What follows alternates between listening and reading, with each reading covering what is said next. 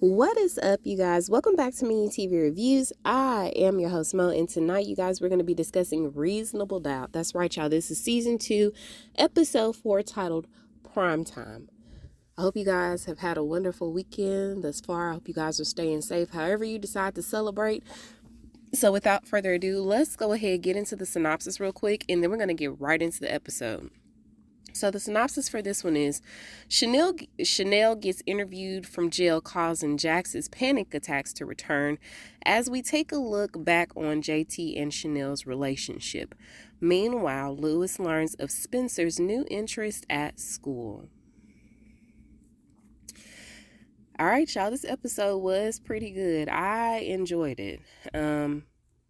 We oftentimes don't get to see this much detailed look at a backstory, so let's go ahead and get into it. So we start the episode off with Shanelle having a nightmare about ending JT's life as we come in on the argument that they had before he died, with her saying that she no longer loves him and that she wants to leave with the girls. He says leaving isn't an option, and he's saying this as he's walking away from her. He's walking away from her in the argument.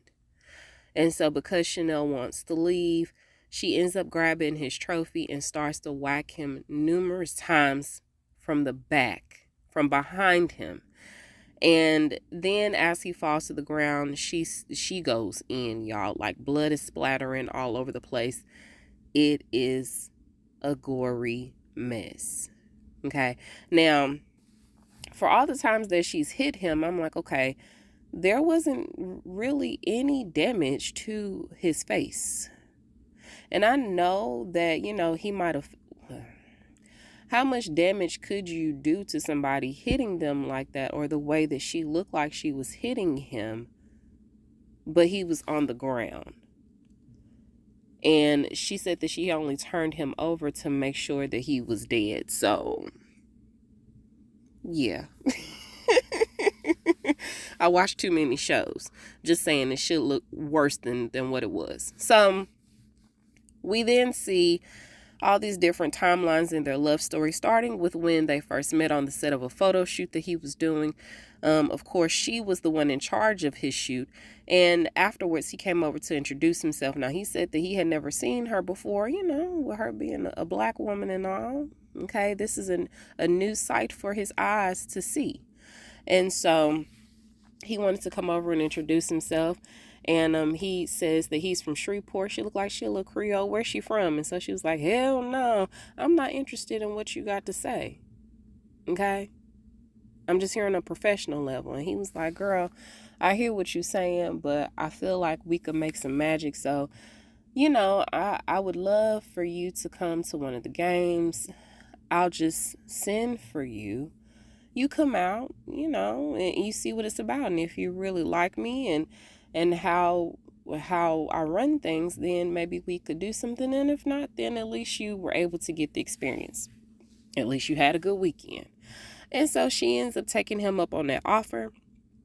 And then a few months later in August, so they met in July at a photo shoot in 2007. And then in August of that same year, they were in bed. Okay, it was a very intimate scene without them actually being intimate. They were just there talking. And he's talking about his daughter and how he believes in marriage lasting for the rest of one's life once the commitment is made. And so that's why he would never ask his daughter's mom to marry him, because she's very toxic. And so he knows that it would never work with her. And like I said, he believes marriage is forever. And he tells her that he loves everything about her. Okay. And so then she thanks him for making her feel safe and feel protected. And then we see a couple of months skip, or actually the following month. We're in September and she's at the hair salon. And the girl is asking her what she wants to do. And she was like, oh, I was just thinking about a little wash and a little trim. And she was like, girl, you live in Atlanta. Do you know how many people are out here trying to get these men's attention? especially these football players, girl, you're going to have to do something a little bit more snazzy than just a little trim. Okay. And so then we come back to the present. And Jax is wondering what they can do to make Shanelle look more sympathetic, because Shanelle done been locked up again for a few weeks. And she's not really helping them move this case along. And jury selection is about 2 weeks away. And so they cook up this plan, her and Corey, to have her interviewed by a woman that he knows. Of course, with this interview, I think her name is Tanya. Now, of course, with this interview, it can either go really bad for Shanelle or it can go really good for her. But of course, if it goes bad and she says one wrong word, it can be the worst decision that they make on her behalf as her defense team. So there's a lot riding on this interview. But hopefully it goes in the direction that they want it to. So Lewis is picking Spence up from the school, and he learns that Spence ended up auditioning for the Hamilton play. And so he was like, wait, what? You auditioned for Hamilton? And he was like, yeah, I love music. And he was like, yeah, but you loving music is a lot different than dressing up in wigs and tights. And so we also find out that this comes at the expense of him not participating in basketball this season. And he was like, man, I wasn't going to make the team no way. So a few days later, y'all, we just going to fast forward in Spence's story. A few days later, Lewis ends up getting a phone call from the school about Spence. Apparently, he got suspended because some little boy kept trying him. And even though Spence was telling the little boy to quit messing with him, quit pushing me, quit doing all these things, the bully just kept going on. And so Spence finally stood up for himself and he popped him, right? And so once they got home, Lewis was like, now, I understand that you suspended, but I also understand that there are certain things that you need to do in your life when it comes to standing up for yourself. And you took the necessary steps today, son. So I'm proud of you. But your mama may be pissed. So, when she get here, you on your own, bruh.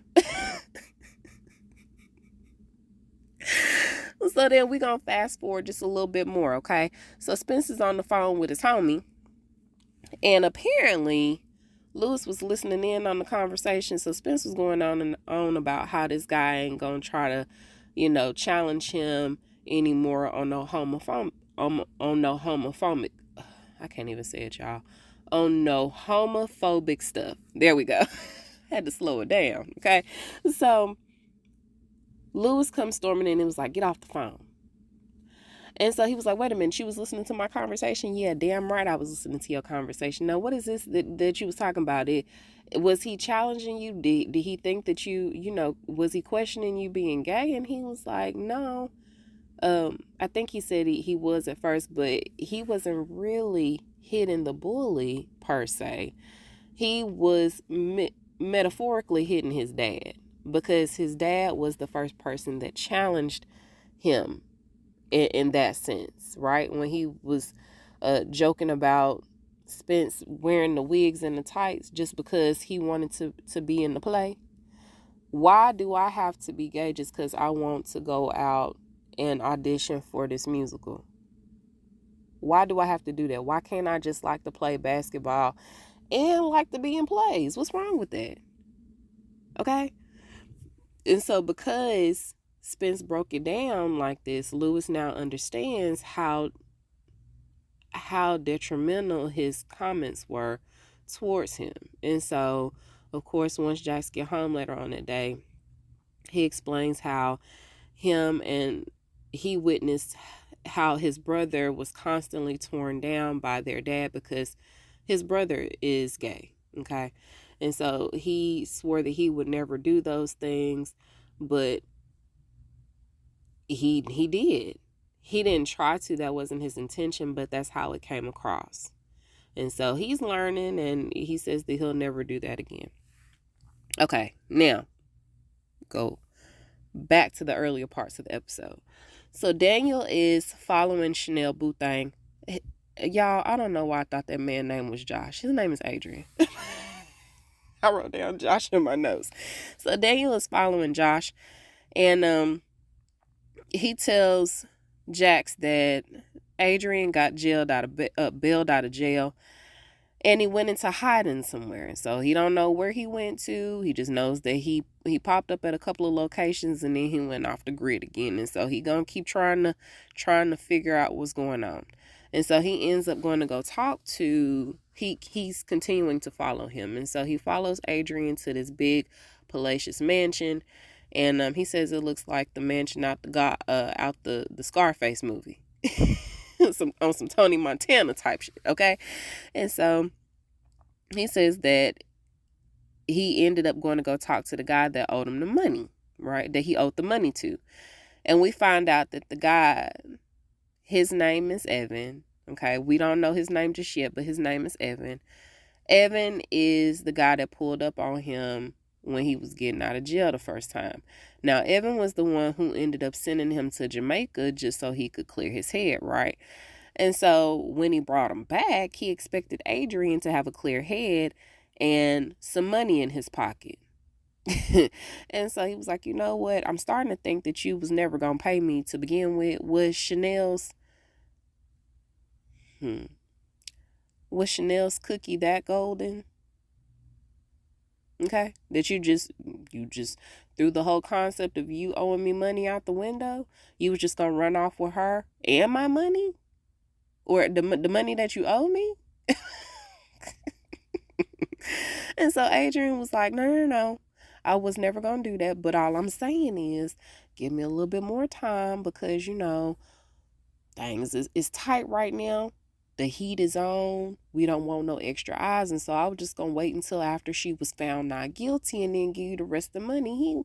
He pulled that strap out so fast on Adrian and was like, fool, I don't give a hot F about what you got going on. I want my money, and I want my money now. And so he was like, man, I'll be able to get you something by the end of the day. Okay. So then Daniel tries to look up the address of the house, but when he does, y'all, the owner information, I can't talk today. The owner information is hidden. So then, of course, he's still trailing Adrian, and he follows him to the bank this time. And so when he comes walking out the bank, y'all, he's got this receipt in his hand. Y'all know how they give y'all the receipts for your transaction. Y'all, why this dummy end up putting it in the trash right outside the bank with all your account information on it?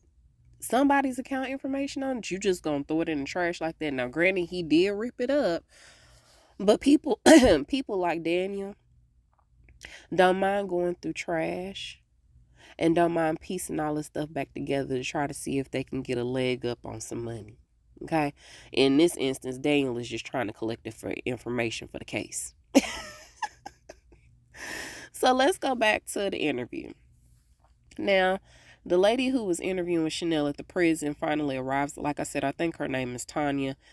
And it's confirmed that her and Corey have definitely dallied around in the past based off how she responds when he asked her to keep certain things out the interview. And so she was like, oh, so you just take advantage of people, okay? You just get what you want out the deal and you leave everybody else hanging out high and dry. I was like, yeah, they definitely messed around. And so she's asking him, who put you up to this? And then here comes Jax, and she was like, I guess she assumed that him and Jax is messing around. Girl, go sit down and do your interview with your thirsty self. So all seems to be going well. And Shanelle starts to tell her about when the physical abuse started. Now, the physical abuse started back in 2017. If this is a trigger, y'all can go ahead and fast forward, okay? It's not too bad, but it does get worse from here. So side note, before we jump to 2017, we also got a piece of the timeline back in 2010 when she had came to visit him in Atlanta.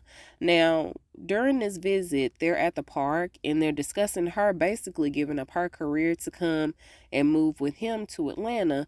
Now, she got all her people back here with her in LA and her career is in LA. But JT was like, girl, I don't want you to be my girlfriend no more. I want you to be my wife. Will you marry me? And so, of course, the whole discussion that they had just went out the window. She says yes. And then next thing you know, she's JT's wife and she's going wherever he go. And so then we come back to 2017, and she mentions the night of his retirement party is the first night that he became physical with her. So she was cleaning up after the party, and she's dead ass exhausted, y'all. She done been up all morning with their infant. Okay, apparently she had gotten up 4 or 5 times throughout the night while he was still snoring peacefully, dreaming, slobbing in bed. Okay. And so she's tired from that, but she was the first one up. And like I said, she was able to put this whole party together for him. And he was like, man, you always got to make something about you. These people, these strangers came up in here to celebrate me and my accomplishments and watch me ride off into the sunset as far as my career goes, man. And you still just find a way to make this day about you. And so she was like, you know what, I would appreciate it, if you could help me do something like now instead of just waiting until later. And so she ends up asking him, who was he texting? And he was like, man, why we gotta go there? She was like, who are you texting, JT? And so he hurried up and turned his phone around, and he flashes her a set of boobs that some lady just sent to him. He was like that. And you see that? She's 26, and everything is perked up and in the right spots. It ain't sagging, it ain't drooping, ain't doing none of that. And I was like, damn, that's a really low blow. Because you act like everything's just sitting up on you, but I digress. So they argue, and he initially grabs her wrist, and then they argue some more, and he ends up pushing her against the wall. And so the interviewer, Tanya, goes off script by playing the 911 tape. Now, they were going back and forth about this 911 tape. Corey said initially when she started to play it that it was okay. He just wanted to see where it went, right? To see if it was going to incite some type of emotion within Shanelle for a positive for the defense, right? But instead of letting this play out and possibly go left, Jax ends up cutting the interview right there. And so Tanya was like, girl, what? Hell no, we're not stopping this interview. But as soon as Jax ends up stopping the interview, y'all, she ends up having this panic attack. And Corey is just sitting over there behind the camera, shaking his head like, I told this heifer that if we're going to proceed with this case, I got to be the one calling the shots, not you. And so Jax ends up sitting down with Shanelle, and she's telling her, you don't have to go back in there if you don't want to. But Shanelle was like, girl, I got to. Okay. And then she starts to second guess her decisions, whether she stayed too long, whether it's too late for her to try to get out of this, all the decisions that she made too little too late. She should have got out when she first started seeing the red flags, and instead she ignored them, and now look where she is. It may be too late. And if we're going to admit that this is too late, then we have to also kind of concede to the idea that you may be stuck in here for life, girl. So, again, you don't have to resume with this interview, but if you want to, I'm here for you. And so she goes back out there and she continues the interview, and Tanya mentions how JT gave all these financial contributions to recipients of HBCUs. And Shanelle was like, okay, and so what? So did Bill Cosby. And she was like, wait a minute, are you actually are you comparing him to Bill Cosby? And she was like, no, but what I'm saying is Bill Cosby also made contributions to people. Okay, he also did great things for the community. People put on these faces that they want you to see every day, and JT was no different. He just like everybody else out here. And so Tanya then brings up that JT has supposedly knocked up this lady named Tony and paid for her to get rid of the baby, which Shanelle, I guess, she was dumbfounded. Okay, she didn't know what the hell Tanya was talking about. She had no clue about this lady nor this potential baby. And so Shanelle then comes back with breaking down just how methodical JT might have been in his ability to isolate and abuse her over time, over this decade of time, or decade plus of time, right, that they were together. And so she ends up giving these examples of him possibly planting these insecurities in her head to the effect of her wanting to change her hair, right? So she could be what he always desired. So he would never have to go looking for, you know, any of that perfectness in somebody else aside from her. And then she brings up the fact that he proposed to her when she had clearly told him that she did not want to give up her independence, of her being financially independent and able to provide for herself or leave her family. She did when he proposed. And it's not like he had that planned out. When she had told him no, he was like, I didn't want to do this now, but I'm gonna go ahead and do it anyway. And she accepted his proposal, right? Then she also gives the example of him abusing her, right? Him isolating her, all while putting on this facade that they're happy in public. So then we get one more snippet of them putting on this happy face in front of all their loved ones when they're at this event 3 months prior to JT's death. And so at this event, Adrian is actually giving a speech about being JT's mentee and how JT took him up under his wing, and he's really showing him the ropes and being such a great example of what a person should be out here in this world and giving back to the community and all the things, all while loving on his family, right? And after his speech, we see Shanelle walk to the bathroom, and then Adrian comes in right behind her. Y'all, she hiked that dress up so fast, and they have a quickie in the bathroom. Now, later that night, we see Shanelle laying in the bed. She crying because JT done beat on her. Now, according to him, I guess he done took something to calm himself down. I don't know if he been doing drugs or what have you, but either way, he's telling her that he don't want her to leave because it's going to take a minute for whatever he just took to kick in. And so he gives her this half-assed apology, this tired-ass apology about how he's so sorry that he hit her, but he just thought that she was going to leave him. And he was like, please don't leave me. I didn't know where you went earlier. I couldn't find you.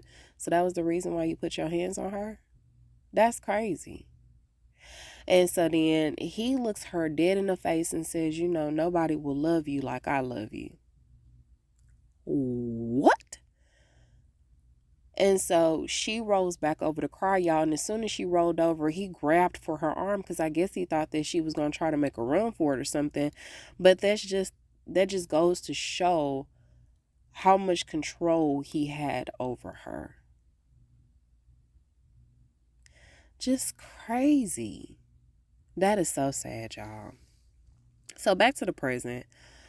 She ends up telling Tanya that she will no longer be trying to explain why JT did the things that he did. She's not going to try to explain his mentality at the times that he wanted to get physical with her or lack thereof. But all she knows is that she is not going to be villainized any longer for choosing her life over his.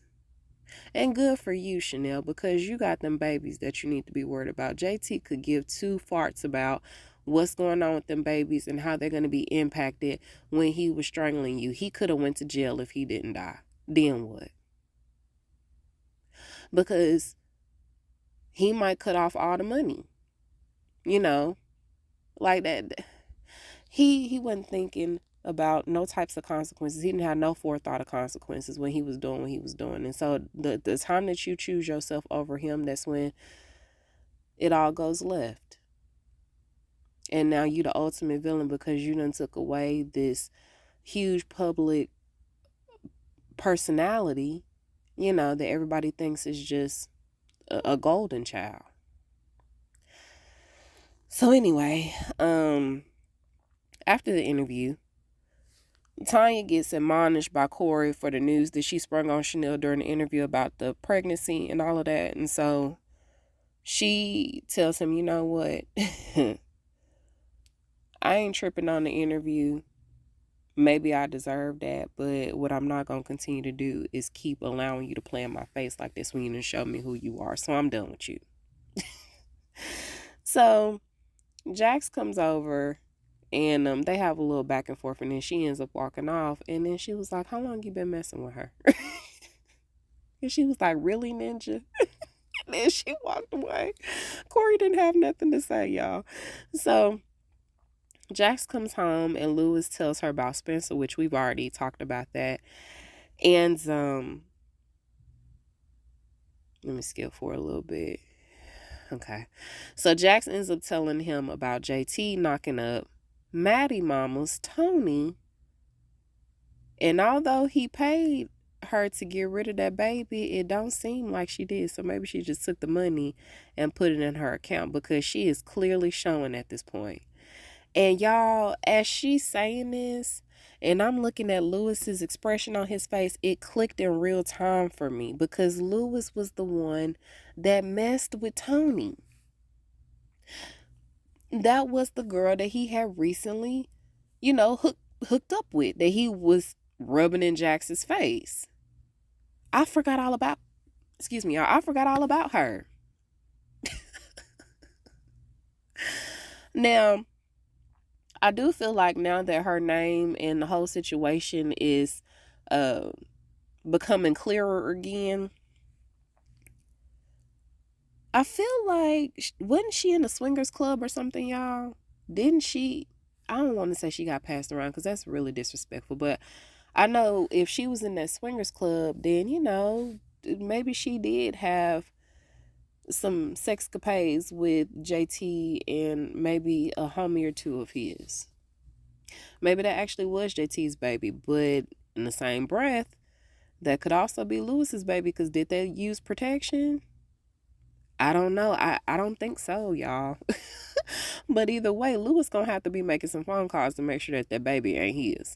So then, as she's telling him this, Jax actually gets a phone call from Daniel, where we find out about that guy, Adrian. Now, I told y'all his name is Evan Gerard. He was actually JT's business manager. And as far as that receipt goes, Daniel pieced it back together and found out that Adrian had deposited $10 million into his account. And so then he also mentions that dummy account, I think that might have been set up in Shanelle's name. This is kind of where they lost me, because I was trying to follow it, but it was going too fast, and I just didn't rewind it back. So I think he's talking about the dummy account that was set up in Shanelle's name, that she only had access to. I believe that was set up 2 days before JT's death. So as Jax is trying to process what all this means, we get one last flashback of the day that JT died. And in this version, I believe this is probably the more accurate version of what's happening, or what happened, because we then see the scene play out again where she's actively trying to leave. And in this version, she has a bag and she's getting ready to walk out the door, and she's telling him that she's going to get ready to take the girls with her. And she tells him, because he was like, you won't get another dime from me. And she was like, that's okay. I don't need any financial support from you. I can walk out of here with nothing, but I'm taking those girls with me. And so as she turns her back on him, he grabs her, and then he tosses her across this counter, and glass shatters all over the place, because it was like a glass piece that was on the counter. And so she ends up falling, y'all, and he hits her a few times, and then he starts to actively strangle her. And so as he's got his hands wrapped around her throat and is choking the life out of her, we see the timeline again play out in her head of their love story and how it all went left. And so as it looks like she's finna get ready to completely fade away, JT then gets hit on the back of his head. Now, we never see who hits him, but we can presume safely that this is probably Adrian saving her life. And so as that's happening, we come back to Jax, And Jax throws out the idea that Shanelle is protecting whoever actually did this, as Shanelle lays in her cell asking, "What have I done?" And that's the way the episode ends, y'all. It was really good. I enjoyed it. I'm pretty sure that they can put two and two together really quickly. And how is this? Hopefully, they can get both of them off. Now, Adrian will probably get off with manslaughter, probably at the worst. But we'll see what happens, y'all. Y'all let me know what y'all thought about it, okay? You can reach me at Me and You TV Reviews on Facebook and on Instagram. You can also reach me at My TV Reviews Podcast without the S on the end at gmail.com. Y'all, I love y'all, okay? I hope you guys have a wonderful, wonderful, wonderful rest of your weekend. I think I've got maybe 2 shows left to do. I'm finna get ready to do Love After Lockup. And then I know I have to do Emperor of Ocean's Parks. I'm probably going to do that tomorrow. And then I feel like I got one more show to do. No, I think that's it. There is a show that I want to possibly look into doing, but we'll see how it goes. There is this other show that I looked at, y'all. I ran through the first season very fast. I didn't even know that this show existed until the other day. It's called After Party. It came out in 2022. It only had 2 seasons and then it got canceled. It was really good, y'all, to my surprise. It's like a comedy mystery type of situation. It's a quirky mystery. If you got some time, go back and look at it, y'all. But that's it. That's all I have for now. So until we meet over the airwaves again, I am Mo and I will talk to you guys soon. Bye.